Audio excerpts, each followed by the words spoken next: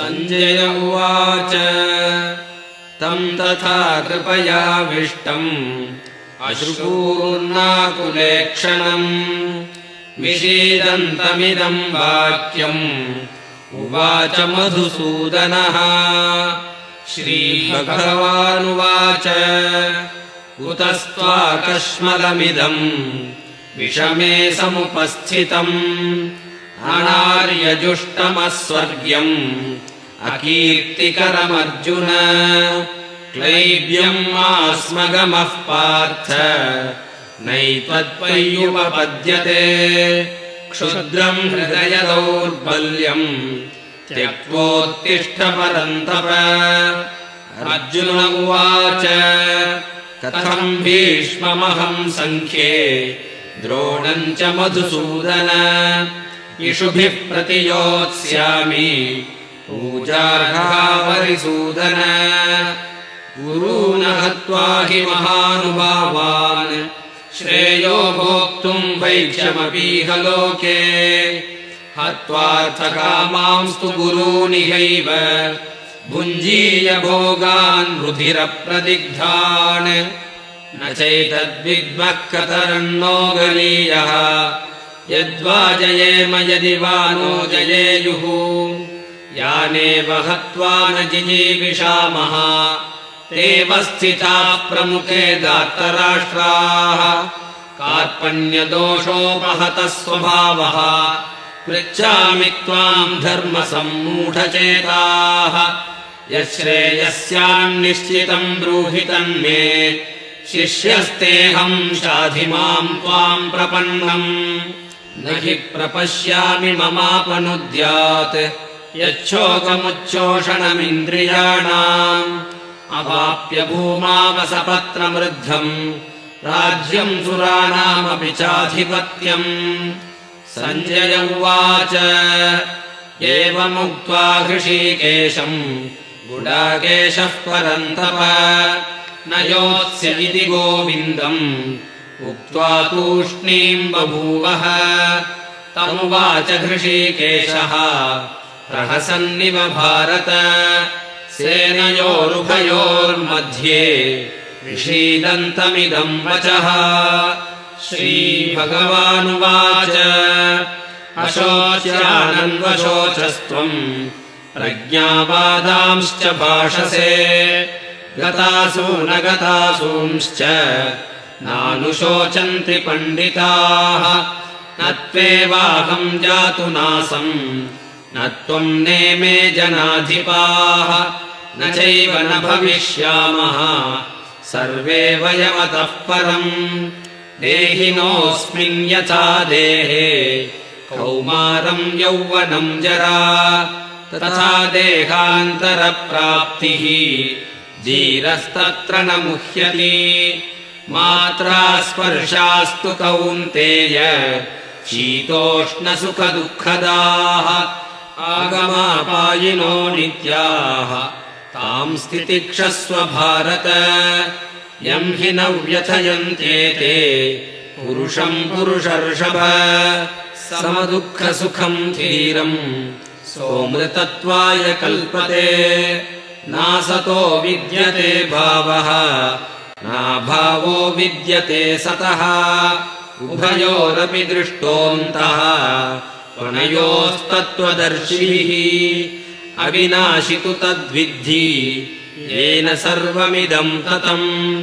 विनाशमव्ययस्यास्य न कश्चित् कर्तुमर्हति। अन्तवन्त इमे देहाः नित्यस्योक्ताः शरीरिणः। अनाशिनो प्रमेयस्य तस्माद्युध्यस्व भारत। येनम् वेत्ति हन्तारम् यश्चैनम् मन्यते हतम्। उभौ तौ न विजानीतः नायम् हन्ति न हन्यते। न जायते म्रियते वा कदाचित् नायम् भूत्वा भविता वा न भूयः।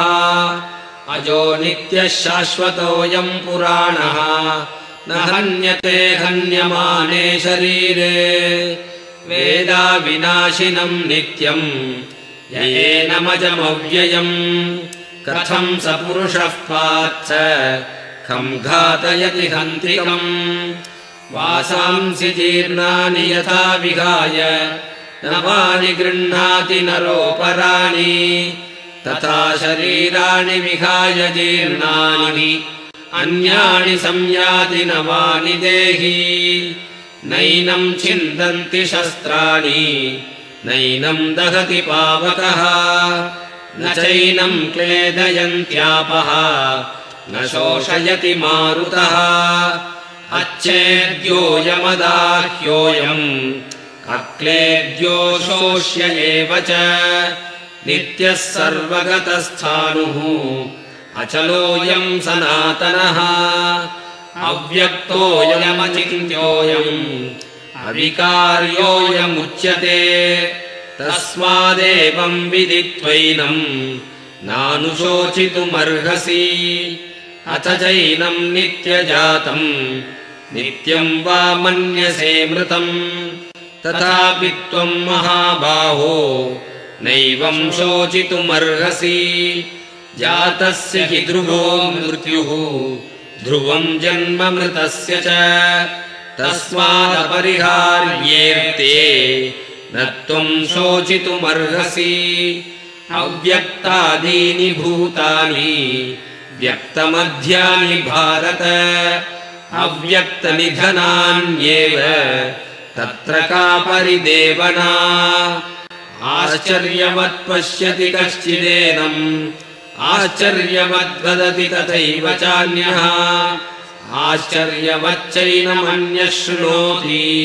श्रुत्वाप्येनम् वेद न चैव कश्चित् देही नित्यमवध्योऽयम् देहे सर्वस्य भारत तस्मात् सर्वाणि भूतानि न त्वम् शोचितुमर्हसि स्वधर्ममपि चावेक्ष्य न विकम्पितुमर्हसि धर्म्याद्धियुद्धाश्रेयोऽन्यत् क्षत्रियस्य न विद्यते यदृच्छया चोपपन्नम् स्वर्गद्वारमपावृतम् सुखिनः क्षत्रियाः पार्थ लभन्ते युद्धमीदृशम् अथ चेत्त्वमिमम् धर्म्यम् सङ्ग्रामम् न करिष्यसि ततः स्वधर्मम् कीर्तिम् च हित्वा पापमवाप्स्यसि अकीर्तिम् चापि भूतानि कथयिष्यन्ति ते व्ययाम्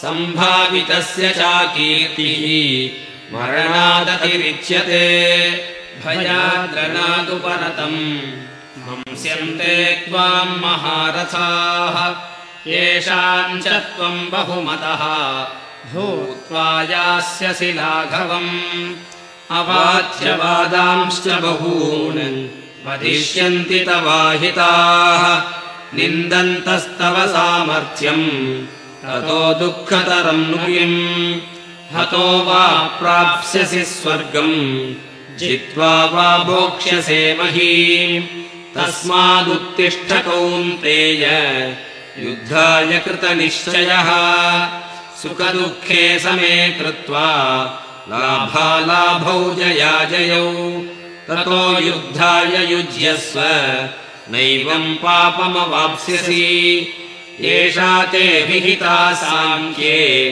बुद्धिर्योगे त्विमाम् शृणु बुद्ध्या युक्तो यया पार्थ कर्मबन्धम् प्रहास्यसि नेहाभिक्रमनाशोऽस्ति प्रत्यवायो न विद्यते स्वल्पमप्यस्य धर्मस्य त्रायते महतो भयात् व्यवसायात्मिका बुद्धिः एकेह कुरु नन्दन बहुशाखाह्यनन्ताश्च बुद्धयो व्यवसायिनाम् यामिमाम् पुष्पिताम् वाचम् प्रवदन्त्यविपश्चितः वेदवादरथाः पार्थ नान्यदस्तीति वादिनः कामात्मानः स्वर्गपदाः जन्मकर्मफलप्रदाम् क्रियाविशेषबहुलाम् भोगैश्वर्यगतिम् प्रति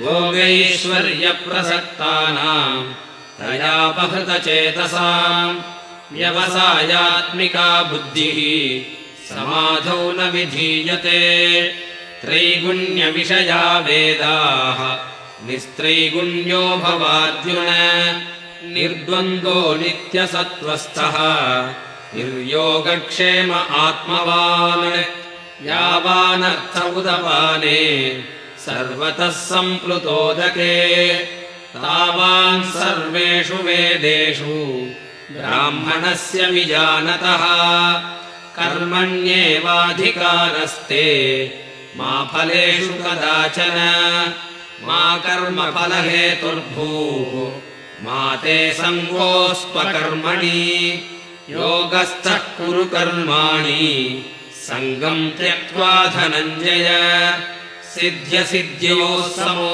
भूत्वा समत्वम् योग उच्यते दूरेण ह्यवरम् कर्म बुद्धियोगाद्धनञ्जय बुद्धौ शरणमन्विच्छ कृपणाः फलहेतवः बुद्धियुक्तो जहातीह उभे सुकृतदुष्कृते तस्माद् योगाय युज्यस्व योगः कर्मसु कौशलम् कर्मजम् बुद्धियुक्ता हि फलम् त्यक्त्वा मनीषिणः जन्मबन्धविनिर्मुक्ताः पदम् गच्छन्त्यनामयम् यदा ते मोहकलिलम् बुद्धिर्व्यतितरिष्यति तदा गन्तासि निर्वेदम् श्रोतव्यस्य श्रुतस्य च श्रुतिविप्रतिपन्ना ते यदा स्थास्यति निश्चला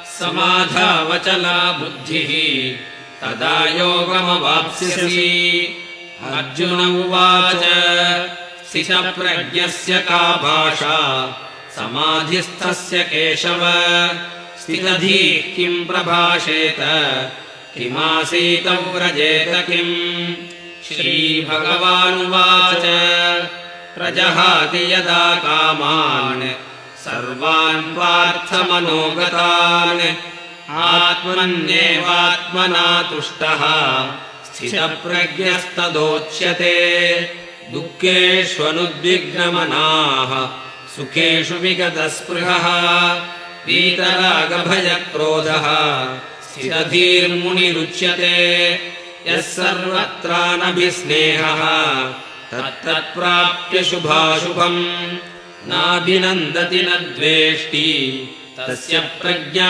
प्रतिष्ठिता यदा संहरते चायम् कूर्मोऽङ्गानीव सर्वशः इन्द्रियाणीन्द्रियार्थेभ्यः तस्य प्रज्ञा प्रतिष्ठिता विषया विनिवर्तन्ते निराहारस्य देहिनः रसवर्जम् रसोऽप्यस्य परम् दृष्ट्वा निवर्तते यततो ह्यपि कौन्तेय पुरुषस्य विपश्चितः इन्द्रियाणि प्रमाथीनि हरन्ति प्रसभम् मनः तानि सर्वाणि संयम्य युक्त आसीत मत्परः वशे हि यस्येन्द्रियाणि तस्य प्रज्ञा प्रतिष्ठिता ध्यायतो विषयान् पुंसः सङ्गस्तेषूपजायते सङ्गात् सञ्जायते कामः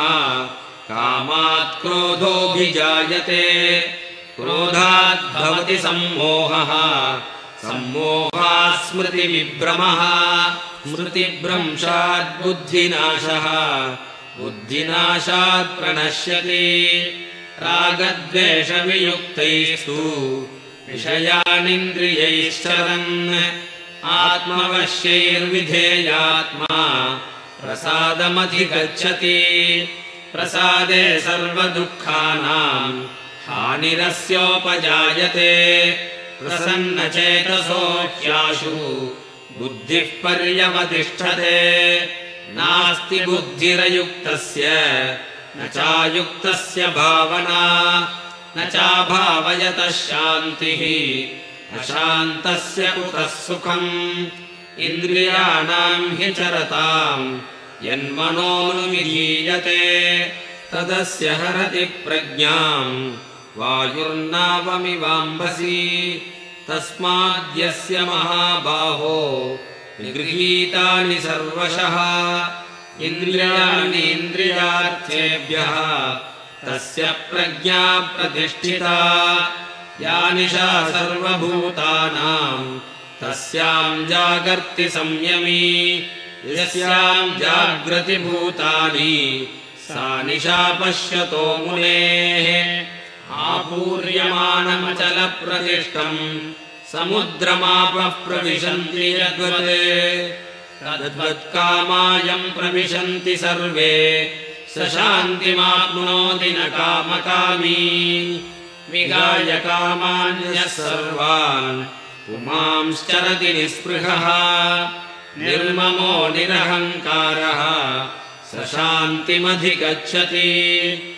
एषा ब्राह्मी स्थितिः पार्थ नैनाम् प्राप्य विमुह्यति स्थित्वा स्यामन्तकालेऽपि ब्रह्मनिर्वाणमृच्छति ॐ तत्सत् इति श्रीमद्भगवद्गीतासु उपनिषत्सु ब्रह्मविद्यायाम् योगशास्त्रे श्रीकृष्णार्जुनसंवादे सांख्ययोगो नाम द्वितीयोऽध्यायः।